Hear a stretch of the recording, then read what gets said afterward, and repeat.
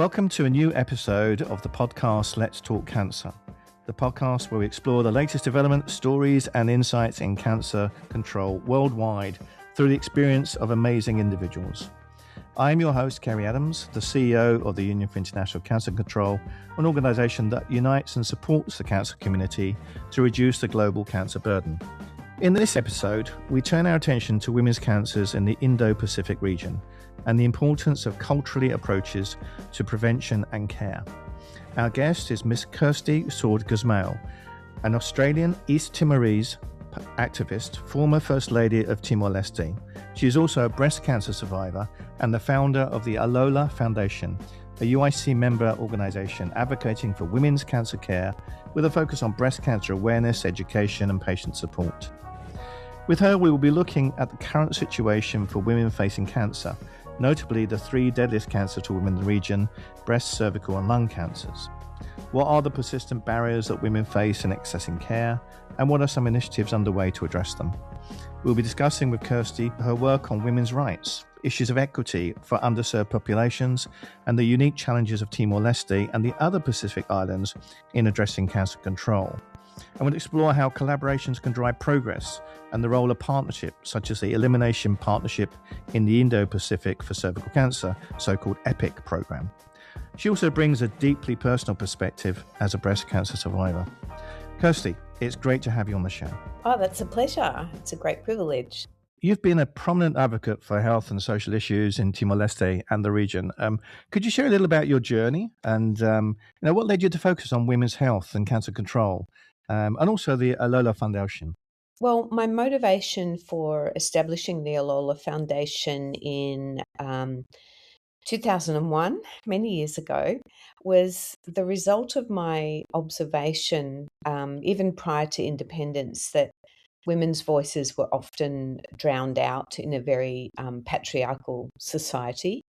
Also, very specifically, I established Alola to honour one particular family from the southern coastal town of Swai, whose 15-year-old daughter was abducted immediately following the vote for independence in 1999, and she was taken as a kind of war trophy by a prominent militia leader in that area, taken over the border into West Timor and kept as a kind of sex slave, really.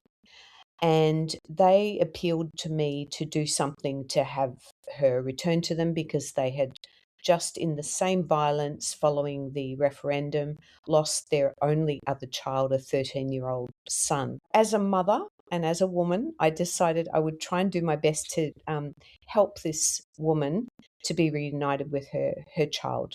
Her name is Juliana dos Santos, and her nickname was Alola.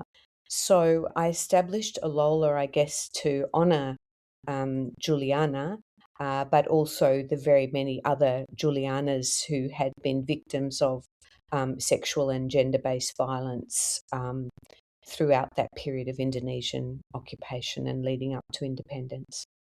What a horrifying story! And how did that become cancer then? Where did that come from? Well, so the evolution of the Alola Foundation and its work went sort of on a parallel course with my own personal journey. In 2013, I was diagnosed with breast cancer myself. I had the very good fortune of being an Australian by birth and having access to excellent, high-quality cancer care and treatment in my hometown of Melbourne. So I was able to go through my treatment successfully in 2013. When I returned to Dili later that year, I was very curious to know what was the experience of Timorese women in relation to cancer. It hadn't been anything really that had crossed my mind up until that point. So I started making inquiries and discovered that actually there was very little data on cancer statistics, breast cancer or other women's cancers. So I decided to establish a group of women survivors to promote awareness amongst East Timorese women of the importance of early detection, how to do breast self-examination, Alola, its maternal and child health program, doesn't provide a clinical service. We're all about health promotion. In recent years, it's really interesting to see and talk to oncologists at Delhi National Hospital who say that since Halika was established, they have seen so many more patients. And that really just highlights how vitally important education is. Then, about 2 years later, Haliku, as it was called, which stands for in Tetum, Hauhili Atukura, which means I choose to get better or I choose to recover. It became an official part of the Alola Foundation's maternal and child health program. So you can see some synchronicity, I guess, when we're going into communities and we're talking about the importance of breastfeeding. We can also talk to women about how easy it is to do a breast self-examination. We just recently, in September last year, inaugurated a women's cancer support centre as part of the Alola Foundation's commitment to better cancer care and treatment.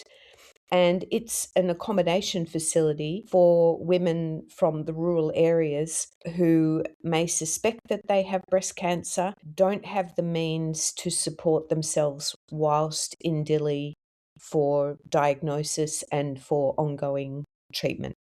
That's pretty amazing. It seems that every time a tragedy hits you, you're straight away solving a society problem.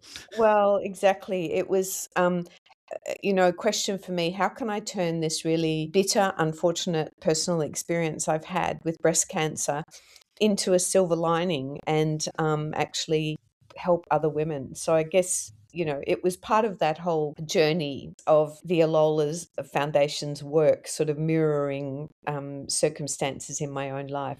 I guess in some ways you're lucky to have such a relationship with Melbourne. It's the cancer treatment centres at EPICC there, and they're fantastic, way ahead of many parts of the world. Yes, absolutely. Let's talk about more broadly then. So we've got Timor Leste, but what about the Indo Pacific region? Is what you're seeing in your own country similar across the region? Yes, I would say that many of the challenges facing women patients and also health systems are very similar. I guess one of the major challenges that we face in reducing the burden of cancer for women in Timor Leste is, as I mentioned already, education. Also, traditional cultural beliefs, shame and poverty, geographical barriers as well. Timor is quite a mountainous country, populations are very dispersed. And so it's not easy for women, particularly in rural areas, without financial means to get to the nearest referral hospital, much less to the national hospital in Dili. Does your reaching out to the community, though, is that working? Do you feel that you are getting into those communities and people are aware and they do try to self-examine and they try to get into the centre? Yeah, so we have conducted hundreds of workshops and seminars across the country since Halika was established.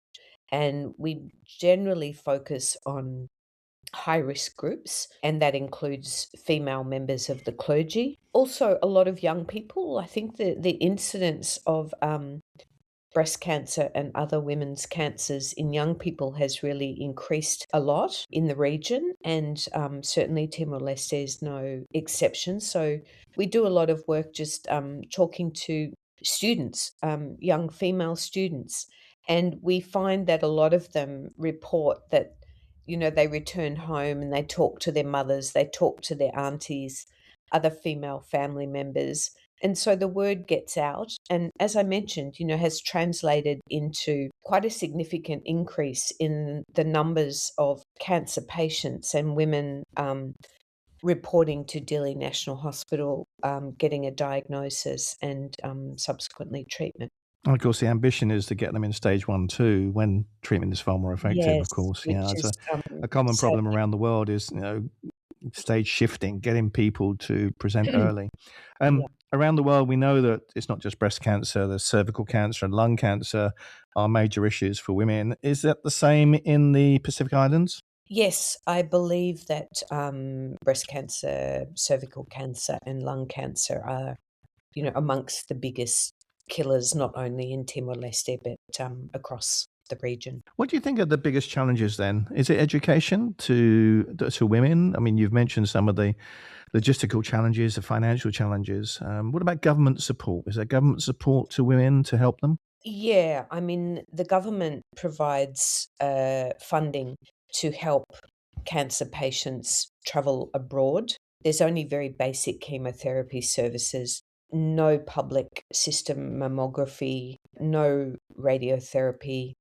So, in many cases, there is no option for women but to travel abroad. The government does provide support for that, but obviously can't help every single cancer patient. So, this is where the question of equity comes in that, obviously better off women are able to actually fund their own, medical evacuation to whether it be to Malaysia or Indonesia or to Australia.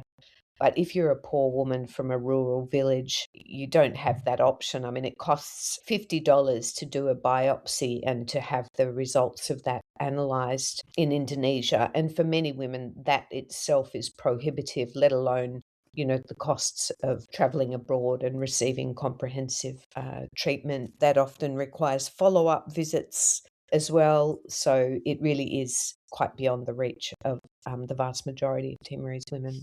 It's a story we hear around many parts of the world, to be honest, Yes. about the poor being unable to secure, the treatment they or pay for or fund the treatment that is needed for their disease. What about culturally appropriate programs? These are the phrases that we use. About are there? Is that something which you think is important in ensuring that more women come forward in terms of presenting early, understand the issue? I mean, you mentioned the church and other things like that. How do you work out what's the best way to reach out into those communities? Yeah, so obviously, being sensitive to culturally specific impediments to women availing themselves of cancer screening and treatment is really important. For example, Alola's Haliku program doesn't suggest to women patients that they completely abandon the use of traditional medicines, which is very widespread, but instead that they complement traditional remedies with Western medical approaches to treatment. We talk to them about the cases we see of women relying for extended periods of time on herbal remedies and then presenting at hospital with stage 4 cancer when little can be done to save their lives. It's also about designing specific interventions which respond to specific challenges faced by the most vulnerable women. For example, the Haliku Women's Cancer Support Centre that I mentioned. So for a lot of women, even being able to leave their families for a couple of days to travel to Dili for a diagnostic appointment is very difficult. Who's going to look after their small children? So our centre can accommodate not only a female patient, but a carer and her children. And we have a kitchen and the women can cook for themselves or have their meals prepared for them. In terms of working with female members of the clergy, one of the female cancer survivors who actually helped me establish Haliku is a female member of the clergy, diagnosed around about the same time as me. So we make use of her to tell her story, to explain, risk factors, and to try and remove some of the fear and the stigma associated with cancer. There's a lot of superstition. There's a belief that, if you've got cancer, you've been cursed. And so women are kind of often ostracized, or not only women, because this applies to men's cancers as well, ostracized and, often denied support because, there's a belief that someone has put the evil eye on them and that they need a traditional healer to cure them. It seems horribly unfair, isn't it? Someone Yeah. who's unfortunately got cancer suddenly has the additional stigma attached Yes, to it and everything that's else. I mean, when your life is, I mean, we run a campaign on World Cancer Day called Upside Down, which is, life, cancer turned my life upside down. And you hear so many stories where it literally did turn their life upside down right across the world. So it's really sad. And we talked about the government earlier. So are these programs that you're running, are they embedded in national strategies, or are you running them purely as a foundation? Do you have government support for doing this? Not very much in the way of financial support. Haliko is funded principally from philanthropy, from private sector donations. But we do have regular communication and coordination with the Ministry of Health. We established a breast cancer committee very soon after we set up Haliku, and on it sits, oncologists and surgeons from Delhi National Hospital, also Ministry of Health officials. So we do make sure that we stay in regular contact. We inform them of what we're doing, invite them to participate in our programs, and encourage them as far as possible to sort of integrate the work that we're doing into their own programming. As you can imagine, there's a lot of really kind of serious primary healthcare challenges still in the country that the government is still struggling to address.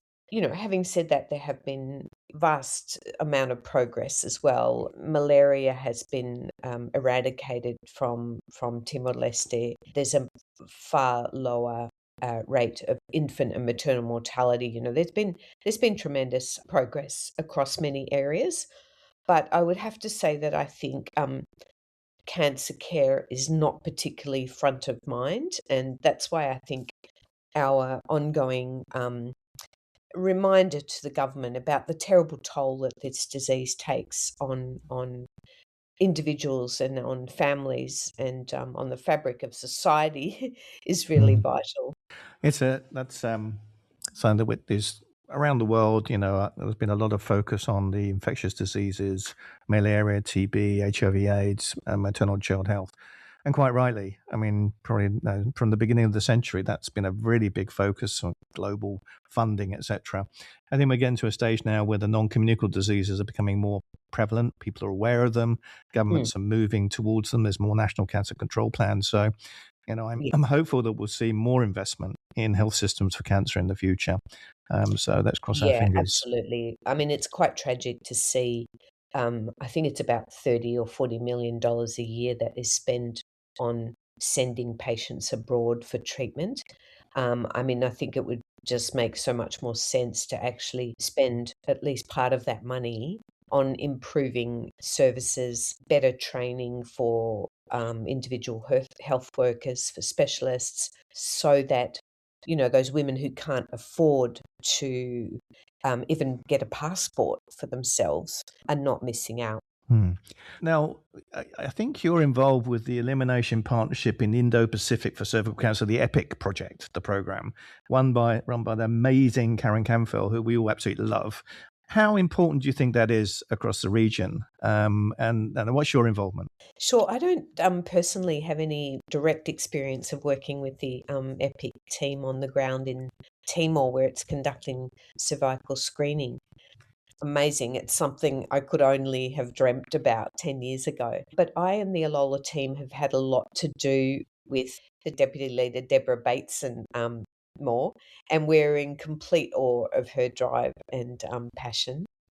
So, in just 3 weeks, 90% of girls aged 11 to 14 received the HPV vaccine.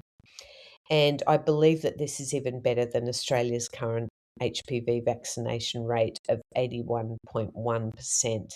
So that's extraordinary work. And too many women are dying in Timor and across the region of cervical cancer. And this is just tragic, absolutely tragic. It is tragic, but it's thank God it's one cancer that we know we can eliminate over time. So it's a very compelling story, isn't it? Yeah, you can vaccination, early detect and treat before it becomes a cancer. I noticed that Timor Leste has recently joined ASEAN. What opportunity do you see with that actually for Timor Leste? So, indeed, this is only a very recent development. Timor joined ASEAN only in October last year. Timor Leste shares a lot in common with other ASEAN member states in terms of their population's limited access to essential diagnostic imaging and molecular testing, especially outside capital cities. So I'm sure that there's a great potential for collaboration and mutual support, perhaps even a bit of funding. Well, given that it seems that whenever you see an opportunity, you go for it 100%. What's your next plans then for what you're going to do in the region beyond Timor Leste? Do you have any plans to improve the way in which women are more supported, educated through cancer, as you have done in Timor Leste? Do you see yourself having more of a regional role? Look, my focus actually over the last couple of years has been more in the education space, and particularly promoting multilingual education, which again is another area of challenge and need. And, not just Timor Leste, but the whole Asia Pacific region is kind of one of the most multilingual regions in the world, and yet very few young people actually have an opportunity to be educated in their mother tongue. So that's been a very big focus of mine over the past 5 or so years. I've got a friend of mine who was a teacher, and now she works in global health, and she said, once a teacher, always a teacher. And you are living that as well. So I now know 2 people in my life who were in teaching and then came into global health. Thank you very much for being part of our world, and I really appreciate you talking to us today. Thank you very much. Oh, it was a great pleasure. Thank you. Thank you very much for listening to this episode of Let's Talk Cancer. If you like this podcast, please give us a rating and subscribe for more content every month. If you want to know more about UICC's work, visit uicc.org or follow us on social media. Women's cancer is particularly important to UICC, and it's a focus of attention over the next few years, and it will feature at the World Cancer Congress that we run over those years as well. So please join us if you want to know more about what can be done on women's cancers. See you again soon.